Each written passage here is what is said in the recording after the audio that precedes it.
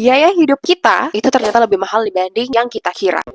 Aku sudah cukup lama menjadi anak kos dan juga anak rantau, so aku akan share beberapa hal yang aku alami, at least based on my experience. So welcome to sesi pertama. Setelah menjadi anak rantau, aku jadi tahu kalau biaya hidup kita itu ternyata lebih mahal dibanding yang kita kira. Do you believe in that or not? Lagi-lagi based on my experience, setelah aku tinggal sendiri cukup lama dan aku flashback kembali ya ke zaman aku masih SMA, pandanganku mengenai biaya hidup itu ternyata wow sekali. Dulu aku berpikir bahwa aku tuh cukup hidup hanya dengan 1 juta aja. But then setelah aku kuliah, setelah aku hidup sendiri sih lebih tepatnya, yang aku kira uang sekian juta itu akan sangat lebih buat aku. No, cukup, tapi bukan berarti yang bisa foya-foya. Karena setelah hidup sendiri, baru tuh ngerasain kalian harus membiayai hidup kalian 100% with all of the money that you have. Yang diibaratkan kalau dalam game, itu adalah koin yang kalian kumpulkan untuk kalian bertahan hidup. At least dalam periode 1 bulan. Baru nih ada list pengeluaran yang mungkin sebelumnya tidak pernah kalian beli sama sekali. Contohnya, kebutuhan dapur, perlengkapan kamar mandi, listrik, parkir, bensin. Itu mungkin dulu nggak terpikirkan oleh kalian. Karena ya masih dibiayai oleh orang tua. But you're living alone right now. Ya, uang bulanan kalian itu untuk memenuhi kebutuhan hidup kalian. Not only for the sake of skincare and makeup and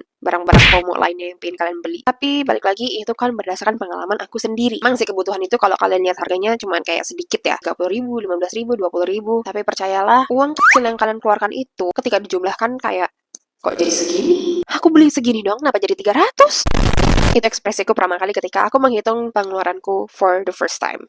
So, be wise with your money. I'm not saying this because I can manage my money well, even though I'm trying to, but at least kita bisa start bareng-bareng pelan-pelan dengan mengontrol emosi kita dalam penggunaan uang. Apalagi kalau udah megang uang for the first time, terus kita punya kebebasan untuk menggunakan uang itu semau kita. Kalian bisa bayangin gak sih kayak orang tua kalian nih, menghidupi satu orang seperti kita aja nih, pengeluarannya sudah cukup wow. Dan sekarang bayangin ada berapa dari kalian di keluarga kalian. Well, lucky if you guys are anak tunggal. Tapi kalau misalkan kakak atau adik, and you really have to appreciate your parents. Atau siapapun yang menjadi donatur kalian.